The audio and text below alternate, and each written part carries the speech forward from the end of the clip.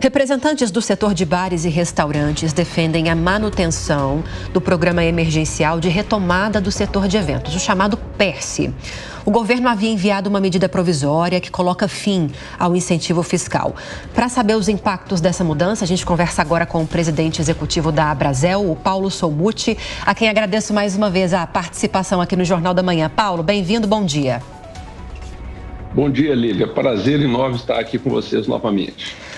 A gente está acompanhando isso há tanto tempo, né, Paulo? E me parece que houve um certo acordo para que, ao derrubar o PERSE, o governo elaborasse um novo programa, seguindo os moldes desse que a medida provisória tentou derrubar. Como é que está essa discussão? O que avançou? O que não avançou? O que está valendo no fim das contas? Pois é, Lívia. Esse desafio é coletivo, saber o que está valendo e como é que vai ficar. Nós temos que lembrar que nós vemos aqui de uns setores, né, bares, restaurantes, setor de eventos, hotéis, sofreram muito com a pandemia e o Congresso, há 2 anos atrás, valendo a partir de 22, isentou os impostos federais por 5 anos.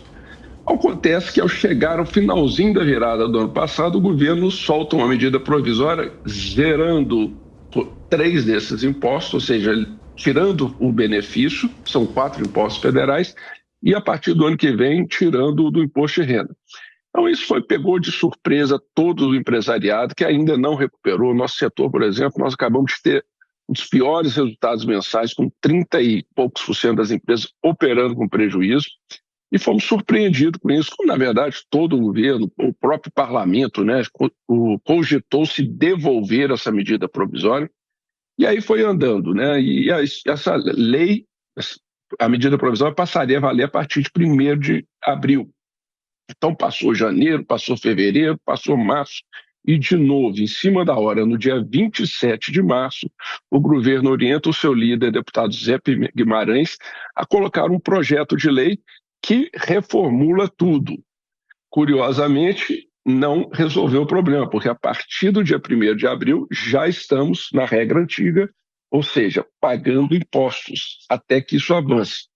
A confusão é tamanha e o descaso com a gente é tão grande que, além de decisões de última hora, nós tivemos agora, para minha surpresa, o presidente do Senado interviu e resolveu o problema dos municípios. Tirou os municípios, que essa medida provisória tinha mais de um assunto, tirou os municípios da medida provisória e deixou apenas o PERSE e outras questões para regulamentação da lei. Com isso, Lívia, ninguém sabe o que vai pagar, o que não vai pagar, porque a lei ainda está modificando a medida provisória. Desde o dia 1º, todo mundo deve pagar, mas não sabe quanto. Então, infelizmente, nós estamos num limbo, numa insegurança muito grande no setor de bares, restaurantes, eventos, hotelaria. Paulo, inclusive o ministro Fernando Haddad da Fazenda garantiu o seguinte, que há ilegalidades aí, fraudes, o que poderia, até para sustentar o fim, né, do PERSE, o que você pode falar sobre isso? O que poderia haver de ilegalidade, de fraude em relação a esse benefício? Pois é, Marcelo, eu estive com o ministro no finalzinho de janeiro e ele me disse que tinha fraude, parece que de fato há. Elas já foram, algumas delas, identificadas, né?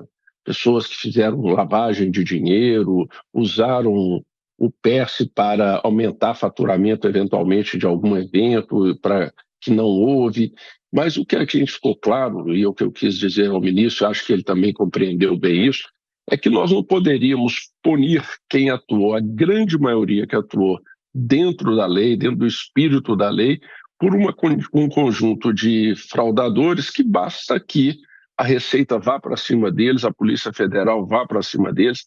Inclusive, o governo aventou de abrir nesse PL aí do deputado Zé Guimarães um perdão para essas pessoas se elas confessassem que realmente abusaram. Então, segundo o ministro, segundo a Receita, abusos e pessoas que fraudaram. A questão da fraude ela tem que ser tratada como se trata qualquer pessoa que vai contra a lei, comete um crime, com os rigores da lei.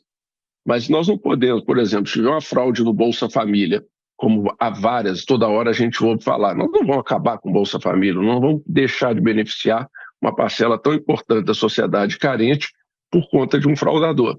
E uma coisa, a nosso ver, acontece aqui. E é importante a gente discutir, porque nós não somos contrários aos ajustes que o ministro busca fazer, né? O ministro busca o equilíbrio fiscal que a Brasel, por exemplo, defende com rigor, acho muito importante. Nós aproximamos do razoável. A proposta que vem no texto do Zé Guimarães, ele não tem mais zerar o imposto este ano de 2024, sobe um tanto, sobe bastante, mas sobe aos poucos, sobe mais um pouco em 25, um pouco em 26. A direção é positiva, mas criou-se também duas categorias de empresários. Aqueles que estão operando no lucro presumido serão beneficiados, e os que estão operando no lucro real não entrariam no benefício, o que é, a minha opinião, uma grande injustiça, porque a decisão de ser lucro presumido ou real é uma decisão do empresário. Então você pode ter duas empresas com o mesmo faturamento, com o mesmo número de pessoas, com os mesmos problemas, o mesmo endividamento, uma, pela proposta do PL do deputado Zé Guimarães, seria beneficiada, a outra não. Então há injustiças e elas precisam ser corrigidas. Paulo Solmuti, presidente executivo da Brasel, que sempre nos atende com tanta gentileza, te agradeço a participação nesse domingo. Um ótimo dia para você e até a próxima. Lívia, Marcelo, muito obrigado. Vocês nos permitem uma grande cobertura e apoio ao nosso setor. Obrigada.